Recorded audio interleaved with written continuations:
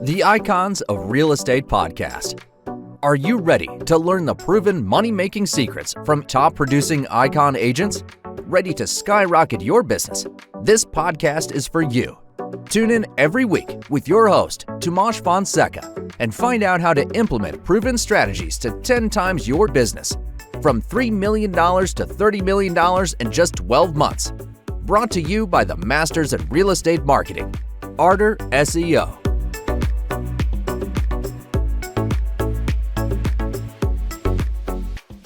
Hello, ladies and gentlemen. Welcome to the Icons of Real Estate podcast. I am Luis, your host, and today we have a very, very special guest, Candace, who has done over 100 transactions. Can you imagine that amount of transactions? So she has a lot of experience she's going to share with us today. So she's one of the top realtors in Houston. Well, welcome, Candace. Can you tell us a little bit about your story?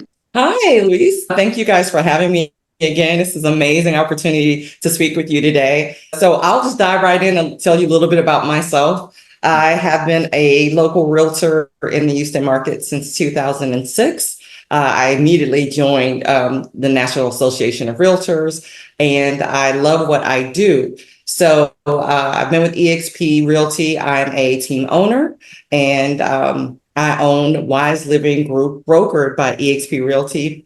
I've had that in place for a long, long time. I'm not going to say how long, but about 2016, I stepped into a supervisory role with eXp Realty, and I love it.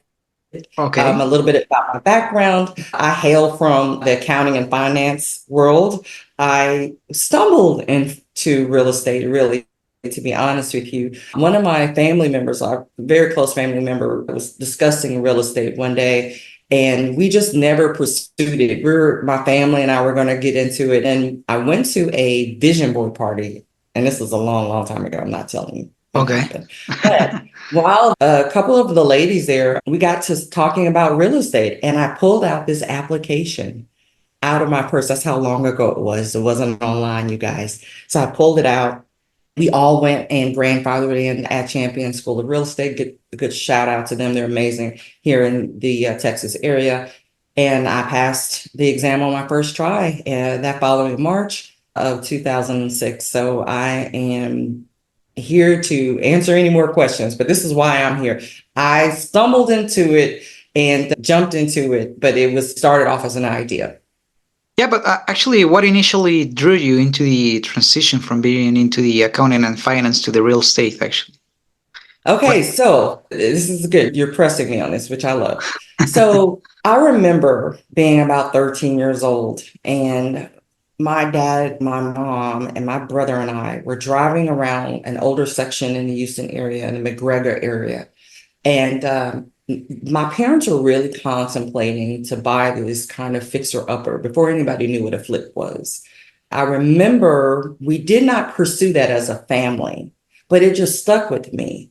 It's hard to explain that. Sometimes, not to be too deep, but sometimes you get something that's also as an idea that you want to pursue, but you kind of pick up from a family perspective, a dream, if you will. And I just grabbed that dream and I kept going with it. That's what kind of transitioned me. It was always in the back of my mind, but I'm like, you blow things off in life. You just, but it kept coming back to me. And I was at that vision board party, and I was holding that application in my purse for about 2 weeks because I'm like, I'm an accountant. I'm not a salesperson.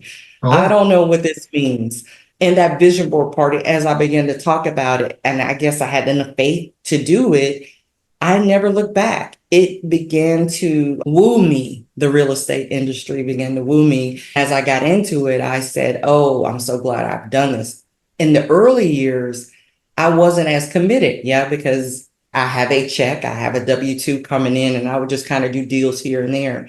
But about 2016, I began to have a fire again to do it in almost from a full-time perspective, because from that point on, pretty much I was a capper, even though I had a full-time job. And then I burned my boat maybe in September of 2021. So I love this industry, and it's been very, very good to me. Well, I can see you're very successful. How do you handle to be successful all the time because you're closing a lot of transactions. I'm going to be honest, and I tell my mentees and anybody that I coach, real estate is about relationships. And as much as I can cold call, I've taken cold leads, I understand that there's some people really killing it. I'm not knocking them. Please continue to do and be successful. But when it comes to being from a longevity or a long-term success in this business, it has been sphere of influence. You'll hear that buzzword all the time. And so we love our acronyms. Sphere of influence has kept me in this business. When I tell you, Louise, there have been times where I'm like, oh, I don't have another deal. My phone rings. My phone rings. Why? Because I have told everybody and their mama that I do real estate. My first luxury listing was my old boss when I Okay. worked for the IRS. Wow. Why? How did he know I was a realtor? Because I told him. I told everybody. I was able to help multiple people while I was still working and at that agency. And of course, full disclaimer, I still did my job, right? But I was an auditor, so I worked early and was finishing early. I'm an empty nester. So at the time, the opportunities came and I was available to those opportunities. I was open and ready when they came. Okay, that's amazing, actually.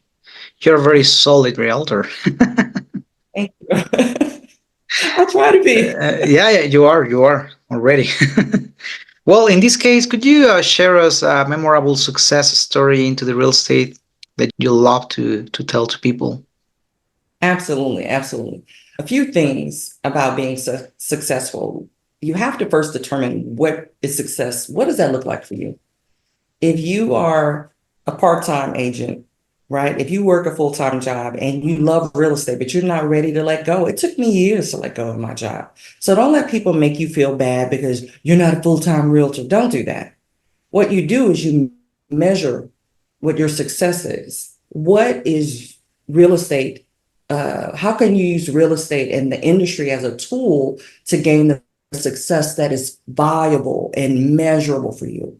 For me, over time, yes, I was capping. Yes, I sent my son to Baylor University. Yes, Lord. And my money went there. Yes, Okay. those deals helped me supplement my income. But over time, I said, okay, I want to pursue this as my career. So all I would tell you, when you figure out what does success mean to you, some people get into real estate for different reasons. I'm not judging you. Some people need a tax write-off. Some people, again, need to supplement their income. Some people are looking at it as a side gig. I am not one of those persons. I grew into examining my why. Why am I here? So when you examine your why, you can then correlate that, your why am I here? Writing down some of your measurable goals to see, okay, if I complete this, is this a measure of success for me? Is this something that is going to make me feel good about myself and my family is going to benefit from that? So again, success it's something that is personal, right, Luis? Okay. But for Yeah. me, if I wanted to encourage realtors today, especially in this market and especially with the impeding NAR settlement, right? And what looks to be the kiss of death, but it's not. What I would say to you is first make sure you're with someone that can mentor you. You do not get into this real estate industry and not have someone to mentor you. If you go to a big brokerage and they do not provide coaching and mentorship and solid training, I would say to you, run like this, run Yeah. away. And then you want to have a business plan. Real estate is a business. If you're a real estate agent in the state of Texas, you are a 1099. You're not an employee, you're a contractor. With that being said, you want to make sure whatever business model that adheres to your lifestyle, that you have something written down, you know what days you want to work, and you have a plan of action. If you just get into real estate to hustle, that's all it will ever be for you, is a hustle. Yeah. So you're going to find yourself on the outside looking in. And over time, when you look at your successes or how further you could have gone in the business, you'll look back and say, oh my gosh, had I not put down some type of planning so that I could be successful long term. I've been very blessed to be in this industry a long time, only because I said, what is my success? How do I measure that for myself? And I will not be bullied. I will not be tricked. I want to know what it is for me, for Candace, for myself, and I am referring to myself in the third person. What I love to do is help those who are coming into the industry, and I measure my success because I'm a certified mentor with EXP and I'm a Oh, life coach. So those are the things that it's just not about closing the deal. I look at my clients not as transactions. I look at them as fiduciary agency, but as relationships. So for me, success is real estate is all about relationships. And when you establish those relationships, when you connect with your community, you establish yourself in community, but you make a genuine connection. And then you're able to continue with consistency, and that will lead you to a successful real estate career, in my humble opinion. wow, wow, wow. This is just amazing. Some of our audience are people who are trying to get into the real estate business, but they need people like you because you do know what you're doing. As you said, you're a mentor, and this is lovely because you have a lot of experience. It's not only you closing deals, it's you having knowledge about the full thing, right? Absolutely. Well, in this case, can you tell us about your plans? I mean, do you have any plan to become, like a broker in the future or something? Absolutely. I've been fighting this so long because sometimes you don't want to, you get comfortable, right? And over time, you realize that it's time for you to grow. And so I've also, one of the things that I love to do is I love to learn. Real estate, there's so many transactions and no transaction is the same. With that being said, just like with your clients, like I said earlier, no client is the same. So what I decided to do, I'm actually in the studying for my broker's exam. So Okay. I'm super duper excited. That was always something, you guys, that I wanted to do. I got in this business to be a broker. I Okay. did not get into this business because remember, I have that family dream in the back of my head. It's there going, you need to have your own brokerage and do the things and do the type of deals that you want to do. I have big dreams. Eventually, I want to have my own portfolio of properties. I would say this, if you're a realtor, and I'm guilty of this, we get so focused on the client that you forget your longevity in this game, in this industry. Why am I helping? And there's nothing wrong. I helped a lot of investors, but I'm ready to move into being an investor myself. I've gained the tools. I know what hard money is. I know what after repair value is, cap rates, all the wonderful things, rent rolls, all that stuff, multifamily. You learn that over time. But what you really want to do if you want to stay in it, if I'm really true about my success and my goals. And so one of those goals, like Louise asked me, is definitely to be a broker. But the second thing is I want to have that freedom to do the deals, which eventually are going to be my own portfolio of properties. And I'm excited Oh, about it. You have to plan, obviously. And let me be real clear. I don't know if anybody from EXP is watching this, but I love EXP. I will stay here until it's time for me to go. But with anything, you don't plan without an action. You have actionable items, and you need to have a mission. You need to know where you're going. And I have deadlines in my mind. And of course, with being your own broker, there's a liability issue, different things like that. But this is an amazing opportunity for me. And I want to seize it, right? I want to be the best version of myself in this industry. And I feel like I can do that as a broker as well. wow. Yeah, well, I can imagine you're going to be successful because you are successful at everything you do. So it's just going to be Thanks. the same. It's just going to be the same. You're going to be successful as just as normal. So, in this case, what advice would you give to a first-time home buyer in Oh, Houston? wow. Oh, in this particular environment. Oh, Okay. you're going to make me tell all my secrets, aren't you? That's fine. Okay. So let's talk about it, right? So we all know that these rates have been really, really high. And so what I have been dealing with my new first-time home buyers is one, you want to make sure that your credit is where it needs to be. And because there are a lot of programs out there. So if there's a first time homebuyers program, typically, not always, but typically there's no free lunch. So I like to tell them, like, you want to have some money saved.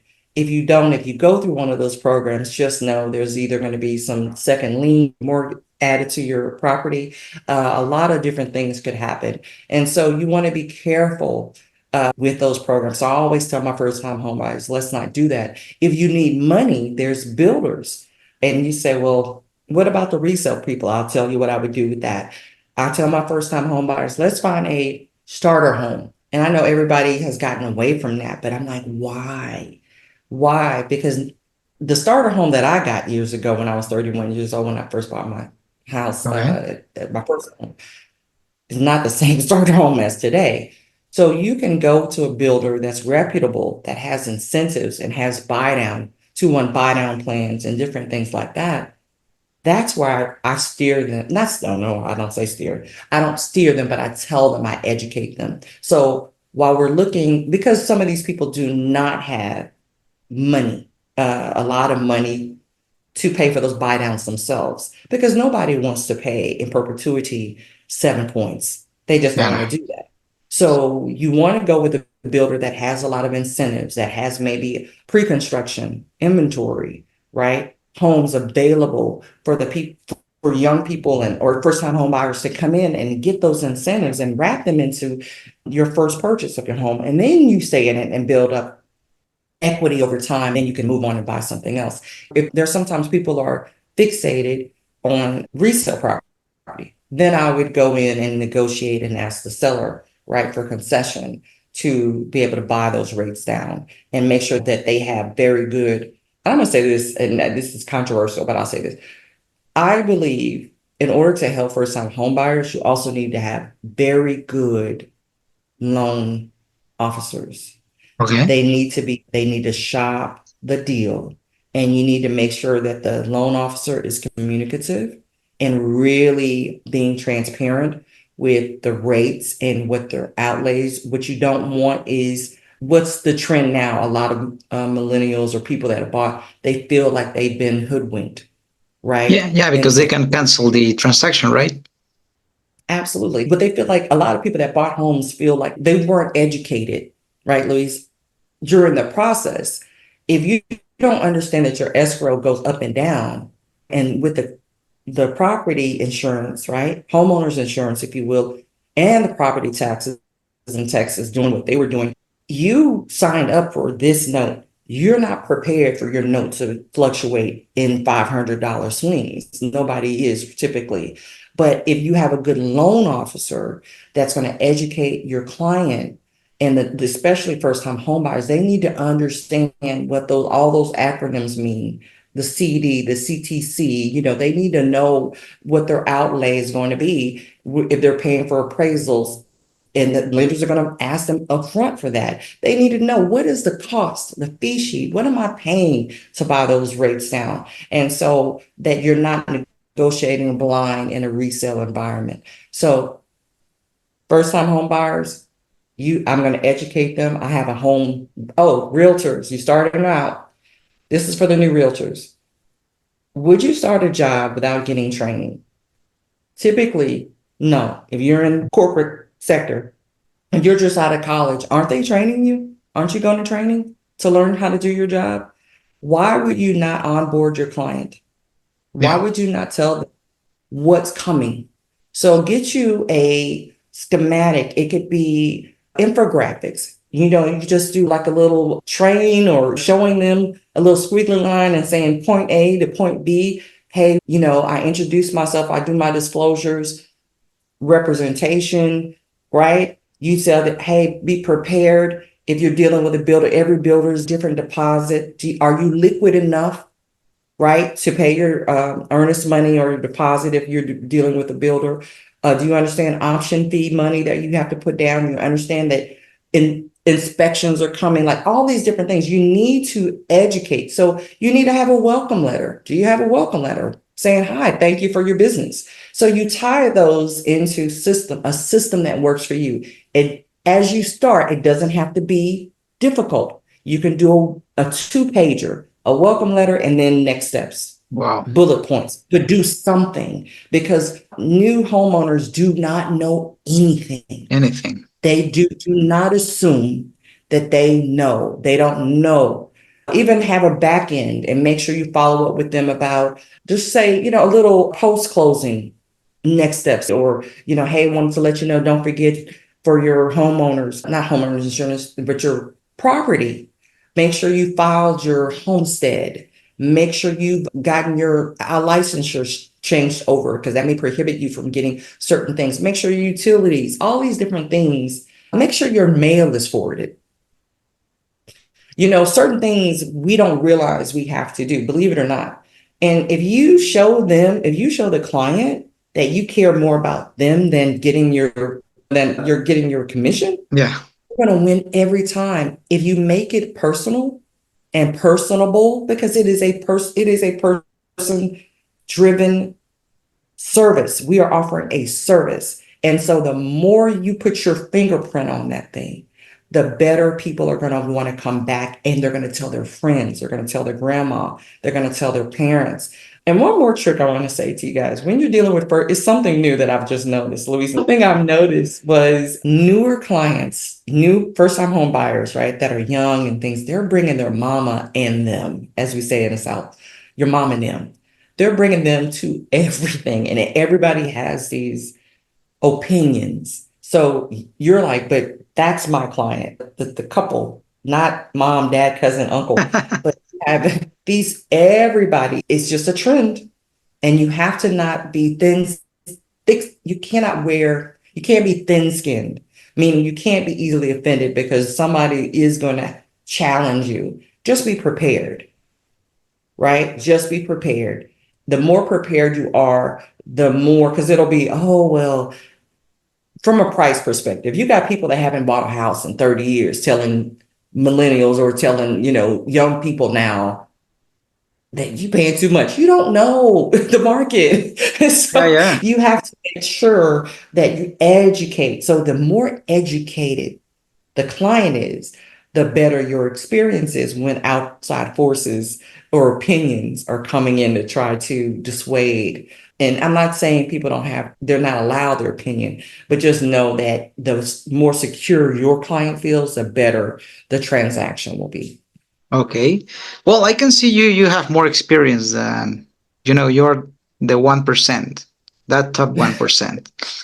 So are you planning to recruit new people, or are you planning to coach new people in the Actually, future? Actually, I am, Lisa. I'm actually in the process of putting together a coaching model. I am a certified mentor with EXP. So if you are with EXP and you live in the Southeast region, Pearland, Manville, Rural Sharon, those areas, feel free to reach out to me. And you can ask for an assignment to me. I am taking some assignments, but I am about to launch a coaching model with more experienced agents that at least have at least 2 years and at least 5 transactions. Because some people, even though you can have 5 transactions, you still may not have your system in place. You still may not have your business plan in place. You still may not have a niche that you've carved out for yourself in place. And that's what I help you do. I believe that sometimes we get into real estate and we'll just like, I'll sell to anybody, I'll do anybody. And if you don't have vision for your business, over time, you'll get bitter and not better, because you'll get frustrated over time. They're I'm tired, stuck. whatever this particular issue is. And there's like, I'll give you an example. This is real life. Years ago, got an opportunity, was helping a veteran and his wife. And it house was in for, not for pre-foreclosure, which would be short sale at this point. And I just won't do it again, Luis. It's just my experience. I've tried to do 2 short sales. I mean, I've done them, but they were not successful. And you say, Candace, what happened? Well, one was successful and I had a cash offer, but the banks are, that's all I'm going to say, right? On record, they're not. Let's leave it there. Yeah, that was the most horrific experience I've ever went through. The red tape, trying to get someone on the line. However, there are realtors that specialize in short sale, right? That's their bread and butter. They know how to do distressed property, REO, all that stuff. That's their bag. Candace, yes, I'm again a third person. I do not subscribe to that for myself. What am I saying, Luis?